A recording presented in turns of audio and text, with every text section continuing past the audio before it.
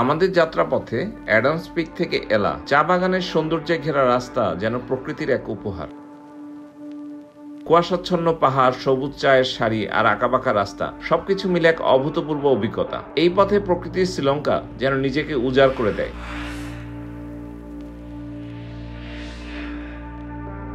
এলা পৌঁছানোর পর গিয়েছিলাম রাবনা পুল ক্লাবে। চমৎকার পরিবেশ আর মনোরম দৃশ্য যেন অন্যরকম প্রশান্তি নিয়ে আসে। সেটা থাকছে পরের ব্লগে।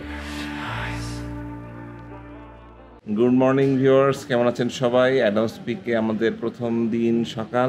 আমরা একটু পরে এখান থেকে রওনা হব এলার উদ্দেশ্যে। আপনারা জানেন এলা হচ্ছে শ্রীলঙ্কার সবচেয়ে সুন্দর জায়গার মধ্যে অন্যতম একটি জায়গা। আমরা কালকে রাতে অ্যাডামস পিকে এসেছিলাম। এইখানে আসার উদ্দেশ্য ছিল যে আমরা হযরত আদম আলাইহিস সালামের পায়ের ছাপ দেখবো, কিন্তু আনফরচুনেটলি যাওয়াটা হয়ে ওঠেনি। আস্তে আস্তে প্রচুর টায়ার্ড হয়ে গিয়ে রাত্রের বেলা জার্নি করে যাওয়া, আবার সারা রাত এটা পার হয়ে যায়। বাট আমার খুবই ইচ্ছে ছিল এখানে যাওয়ার, কারণ আপনারা জানেন যে এই পাহাড়ের উপরে দাঁড়িয়ে আমার পিছনে গাছের ভিতর দিয়ে আসলে দেখা যাচ্ছে না পুরোপুরি, দিয়ে উনি এক পায়ে দাঁড়িয়ে আল্লাহর কাছে ক্ষমা প্রার্থনা করেছিলেন এবং এর ফলে ওনার পায়ের এমন একটি ছাপ বসে গেছে যা আজও বিদ্যমান। এবং এই জিনিসটাকে অন্য ধর্মাবলম্বীরা নিজেদের বলেও দাবি করে থাকেন। হয়তো এটা তাদের একান্ত নিজস্ব ব্যাপার, বাট মুসলমান হিসেবে এটা আমাদের দৃঢ় বিশ্বাস যেটি হযরত আদম আলাইহিস সালামের পায়ের ছাপ। এবং শ্রীলঙ্কা থেকে উনি হেঁটে হেঁটে ভারতে গিয়েছেন এবং সেই ব্রিজটিও আল্লাহ তৈরি করে দিয়েছিলেন, যার নাম হচ্ছে অ্যাডামস ব্রিজ। এটা আপনারা ইন্টারনেটে সার্চ করলেও দেখতে পারবেন। এটিও অন্য ধর্মাবলম্বীরা নিজেদের বলে দাবি করে থাকেন। যা হোক, যার যার ধর্মবিশ্বাস তার কাছে থাকুক। বাট আমার কাছে দুঃখের বিষয় হচ্ছে এটাই যে আমি এত শখ করে এখানে এসেছি, এখানে আসার আর কোনো উদ্দেশ্য নেই, এখানে দেখার কিছু নেই। যদিও আসার রাস্তাটা অনেক ডেঞ্জারাস ছিল, বাট একটাই উদ্দেশ্য ছিল এটা দেখা। তা আনফরচুনেটলি আল্লাহ এটা রাখেনি আমার কপালে। এটা হচ্ছে হোটেলের দোতলার ব্যালকনি থেকে ভিউ।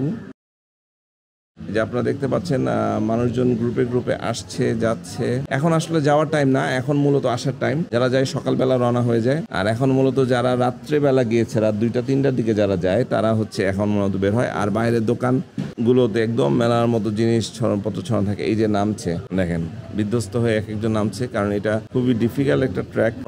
ওনারা যাচ্ছে, এখন উঠবে। উপরে ধর্মাবলম্বীদের একটা টেম্পল আছে, এটা ওরা খুব পবিত্র বলে মনে করে থাকে। টুরিস্টরা ছাড়াও অনেক মানুষ এখানে এসে থাকে। আমার ছেলে গিটার নিয়ে ব্যস্ত, মালিহা মোবাইল নিয়ে ব্যস্ত। সুন্দর নাস্তার আয়োজন। অনেকদিন পরে ডিম পচে দেখা পেয়েছে মালিহা। বাইরে তো আসলে চেয়েও পাওয়া যাচ্ছে না। এই যে অ্যাডামস পিকের পাহাড়টা কিন্তু দেখা যাচ্ছে এই যে উপরে। তো আমরা এখান থেকে এলা যাচ্ছি। এলা যাওয়ার 3টা রাস্তা আছে, by train, by bus or by taxi. By train is good, কারণ আপনি এখান থেকে হাটন আছে প্রায় 21 কিলোমিটার দূরে। হাটনে গিয়ে আপনি যে কোনো একটা ট্রেনের 3rd ক্লাসের টিকিট কেটে, এখানে সিট নাম্বার দেওয়া থাকে না, আপনি উঠে গেলেন। দেন হচ্ছে কষ্ট করে যদি বাই চান্স সিট পেয়ে যান তো বেটার, 6 ঘন্টা লাগবে। বাট বাই বাসে যদি যেতে চান আপনাকে এখান থেকে হাটন যেতে হবে, হাটন থেকে বাস নিতে হবে নোয়ারা এলিয়া থেকে আপনাকে ট্যাক্সি অথবা বাস নিতে হবে। আমাদের একটু তাড়াতাড়ি যাওয়া দরকার, কারণ এলাতে আমরা একদিনই থাকবো। তো আমরা ট্যাক্সি নিয়ে যাচ্ছি। ট্যাক্সি ভাড়া আসছে 14,000 রুপি।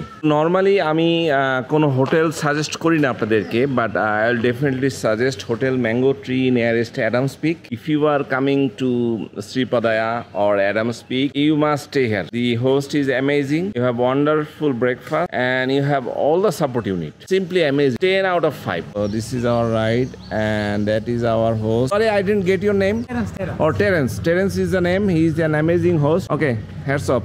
এই ব্রিজটি আপনারা কিন্তু সব ব্লগে দেখবেন যে মানুষ হাইক শুরু করবার পর এটি পার হচ্ছে এবং এখানকার বেয়ে আসা পানিকেও তারা খুব পবিত্র মনে করে। গতকাল রাতে ডিনারে বেরিয়ে আমরা দেখছিলাম মানুষ রাতের অন্ধকারে এই পানিতে গোসল করছে এবং তারা মনে করে এটাতে হয়তো তাদের উপকার হবে। এত কাছে এসেও হযরত আদম আলাইহিস সালামের পায়ের ছাপ কাছ থেকে দেখতে না পাওয়ার কষ্ট আমাকে ভোগাবে। প্ল্যান ছিল মালিহাদের রেখে আমি একাই যাব, কিন্তু ট্রেনের টিকিট না পাওয়া এবং পাহাড়ি রাস্তা ধরে আসতে আসতে রাত 8টা বেজে যায়, যা আপনারা গত পর্বেই দেখেছেন। এবং তারপর ডিনার সেরে নিতে নিতে রাত 10টা এবং সেই সাথে সকাল থেকে জার্নির ধকল সব মিলে আর হয়ে ওঠেনি। তবে এখানকার ওয়েদার ছিল এমন রিফ্রেশিং যা শ্রীলঙ্কার আর কোথাও এমনটি মনে হয়নি। রাতে এমন অসাধারণ ঘুম হয়েছে যে কি বলবো, এমনকি টেরেন্সের ডাকেও ঘুম ভাঙেনি। হোটেল থেকে অ্যাডামস পিকের হাইক ছিল কমপক্ষে 7 ঘন্টার একটি কষ্টসাধ্য জার্নি।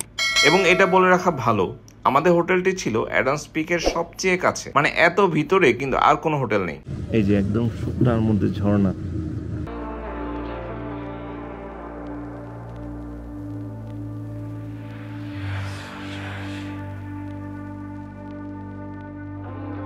বন্ধুরা, এখন আমরা অ্যাডামস পিক ছেড়ে এলার দিকে রওনা হচ্ছি। সামনে আমাদের প্রায় 4 ঘন্টার জার্নি। এই রুটটা শ্রীলঙ্কার অন্যতম সুন্দর হাইওয়ে রুটগুলোর একটি। পথে দেখা মিলবে অসংখ্য চা বাগান, পাহাড়ি এলাকা, ঝর্ণা আর প্রাকৃতিক সৌন্দর্যের। দেখুন চারপাশে কি অসাধারণ দৃশ্য। এই এলাকায় শ্রীলঙ্কার বিখ্যাত চা বাগানগুলো অবস্থিত। সবুজ পাহাড়ের গা বেয়ে ছড়িয়ে থাকা এই চা গাছগুলো দেখে মনে হচ্ছে কেউ যেন সবুজ কার্পেট বিছিয়ে রেখেছে। ওয়েদার শান্ত, বাট রোদ আছে, হালকা গরম আছে। আমরা এখন এলার পথে, এখানে যাওয়ার পথে আমরা একটা সুন্দর ফল পেলাম, ডেভন ফল। আপনারা দেখতে পাচ্ছেন আমার পেছনে।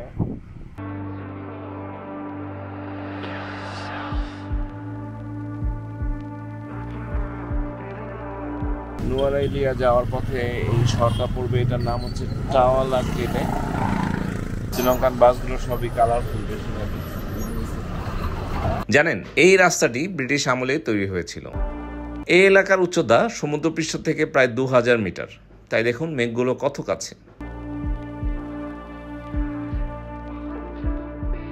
তখন চা বাগানগুলোতে যাতায়াতের জন্য এই রাস্তা তৈরি হয়। পথের দুপাশে এই যে ছোট ছোট চায়ের দোকান দেখছেন, এগুলো শ্রীলঙ্কান স্পেশাল চা পাওয়ার সেরা জায়গা। আজও এই রুট দিয়ে শ্রীলঙ্কার সেরা চা রপ্তানি হয়।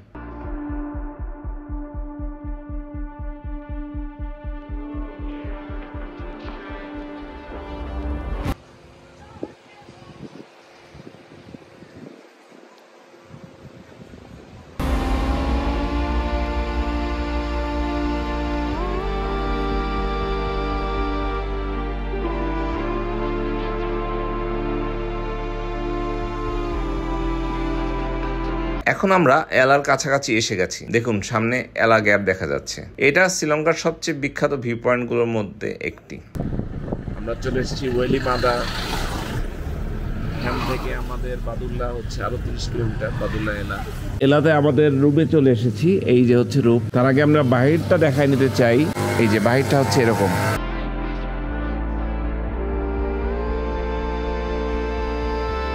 এখানে পাহাড়ি রাস্তা, ওইটা হচ্ছে রিসেপশন বিল্ডিং। চলুন ভিতরে যাওয়া যাক।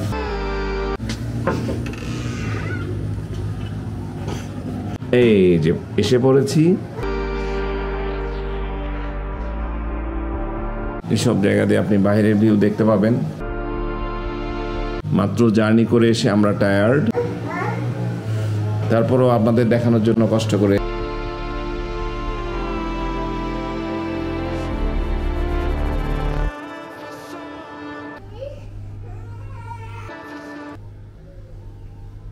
এইদিকে ওয়াশরুম।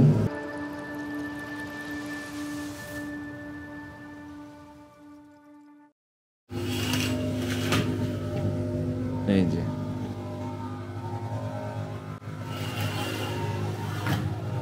সুইমিং পুল আছে সামনে, আর এটাতে একদম এই যে সুইমিং পুলটা এই পাশ দিয়ে দেখা যাচ্ছে। আর আরেকটা জিনিস দেখাই, সেটা হলো এই যে উপরে গেলে এখানে একটি ট্রি হাউসের মতো বেড আছে। মনে হবে ঘরের মধ্যে থেকে আপনি ট্রি হাউসে আছেন।